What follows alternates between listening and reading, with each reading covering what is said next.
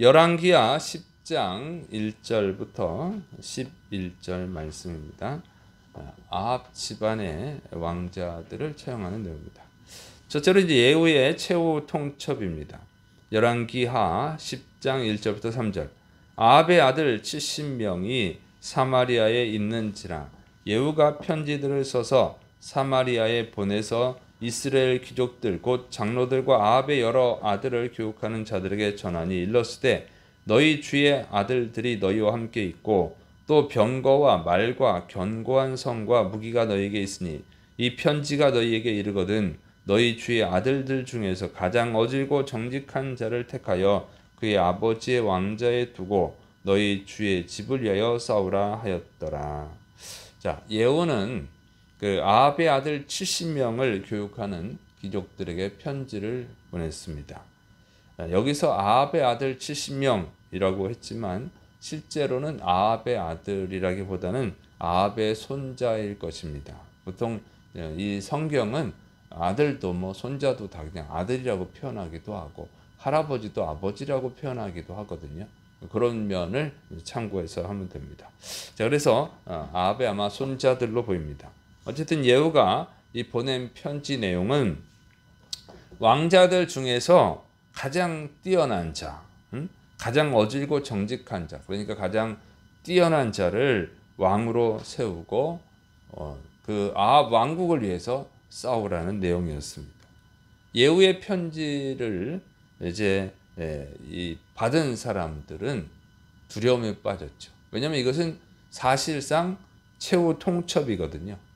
항복하지 않으면 공격하겠다는 최후 통첩입니다. 그래서 이 최후 통첩을 이 받은 사람들은 귀족들은 고민을 빠져요. 두려워하는 거죠. 두 명의 왕도 예후를 당하지 못했는데 우리가 어떻게 예후를 당하겠냐. 이렇게 결론을 내렸어요. 이 편지는 자신감이 넘치는 편지잖아요. 마지막 최후 통첩이니까. 그러니까 이 사람들이 결론을 내렸습니다. 항복하겠다는 거죠.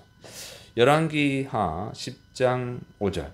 그 왕궁을 책임지는 자와 그 성읍을 책임지는 자와 장로들과 왕자를 교육하는 자들이 예후에게 말을 전하여 이르되 우리는 당신의 종이라 당신이 말하는 모든 것을 우리가 행하고 어떤 사람이든지 왕으로 세우지 아니하리니 당신이 보기에 좋은 대로 행하라 한지라. 그래서 우리는 어떤 사람도 왕으로 세우지 않고 우리는 당신의 종이 되겠습니다. 이렇게 이제 전달을 한 거예요. 항복을 표현한 거죠. 그러니까 이제 두 번째로 이제 예후가 편지를 보냅니다. 열왕기하 10장 6절 7절. 예후가 다시 그들에게 편지를 붙이니 일렀으되 만일 너희가 내 편이 되어 내 말을 너희가 들으려거든 너희 주의 아들 된 사람들의 머리를 가지고 내일 이맘때에 이스라엘에 이르러 내게 나아오라 하였더라. 왕자 70명이 그 성읍의 귀족들 곧 그들을 양육하는 자들과 함께 있는 중에 편지가 그들에게 이르매 그들이 왕자 70명을 붙잡아 죽이고 그들의 머리를 광주리에 담아 이스라엘 예후에게로 보내니라.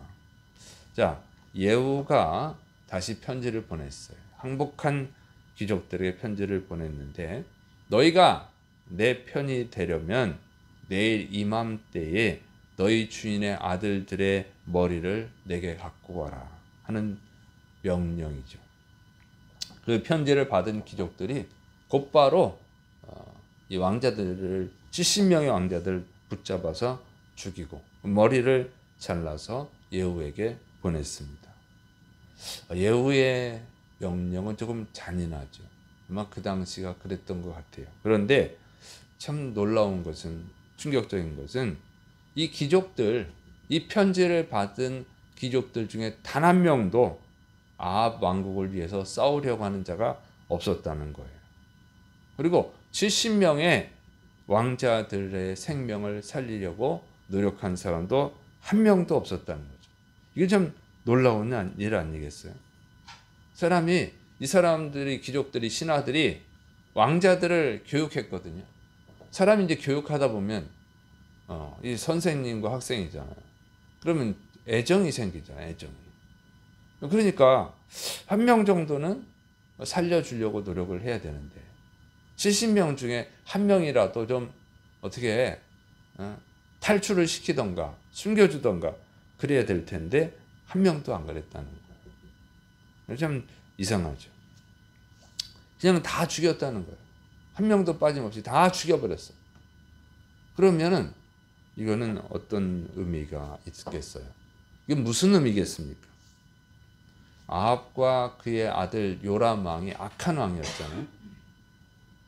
왕자들 70명의 왕자들 역시 악한 자들이었다고 하는 것이죠. 정말 잘했으면 그 중에 한 명은 살려줬을 텐데 70명이 다 악했다는 거예요.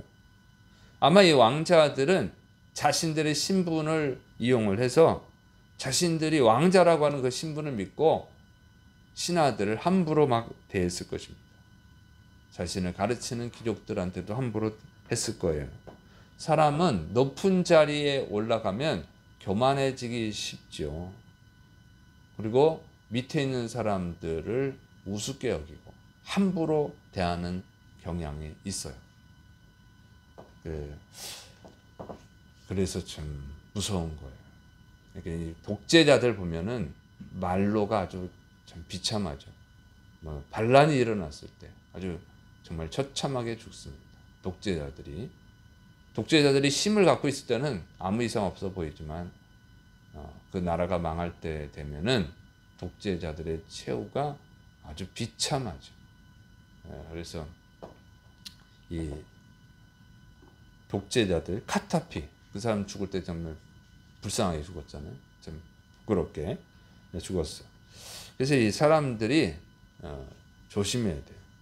교만해지면 안 되는 거예요. 높은 자리에 있을 때 사람들 밑에 사람들을 함부로 대하면은 안 되는 거예요. 돈이 많다고 권력이 있다고 인기가 많다고 그러다 보면은 자꾸 밑에 사람을 우습게 여긴다. 그런데 그러다 보면 자기가 어려워지는 때가 있어요. 그 어려워지는 때에 도움을 받을 수가 없는 거죠. 불행을 당하게 되는 것이에요. 그래서 겸손해야 돼요. 항상 사람은 없을 때뿐만 아니라 있을 때도 겸손해야 돼요. 돈이 없을 때도 돈이 있을 때도 인기가 없을 때도 인기가 있을 때도 권력이 없을 때도 권력이 있을 때도 항상 겸손해야 됩니다. 잠언 18장 12절에 사람의 마음의 교만은 멸망의 선봉이요 겸손은 존귀의 길잡이니라 그랬어요. 겸손해야죠. 특히 우리 그리스도인들은 겸손해야 될 줄을 믿으시 바랍니다. 우리 예수님이 누굽니까? 우리가 믿는 우리 주 예수님은 온 우주 만물을 창조하신 하나님과 동등하신 분이에요. 예수님도 하나님과 함께 만물을 창조하셨어요. 그런데도 불구하고 인간의 모습으로 오셨어요. 이 죄인의 모습으로, 가난한 자의 모습으로. 좀 가난하게 태어나셨잖아요. 우리 인간을 구원하기 위해서 얼마나 겸손하셨습니까? 예수님이 얼마나 겸손하냐고요. 그 은혜로 우리가 구원받았잖아요. 그러니까 우리는 빚진 자야. 주님께 빚진 자.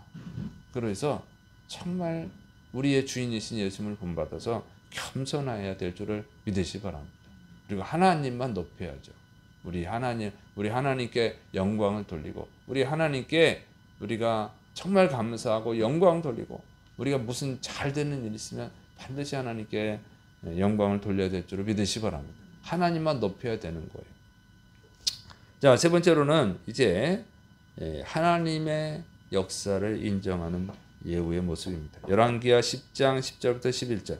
그런즉 이제 너희는 알라 곧 여호와님께서 아합의 집에 대하여 하신 말씀은 하나도 땅에 떨어지지 아니하리라. 여호와님께서 그의 종 엘리야를 통하여 하신 말씀을 이제 이루셨도다 하니라.